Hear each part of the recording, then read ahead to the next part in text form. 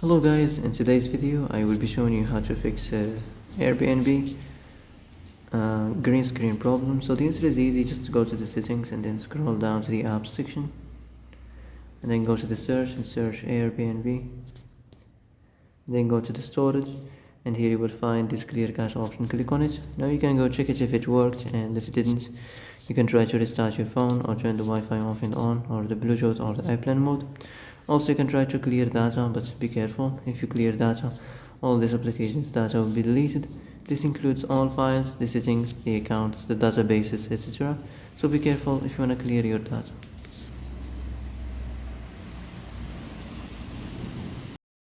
And that's it for today's video. I hope this is the answer you've been looking for.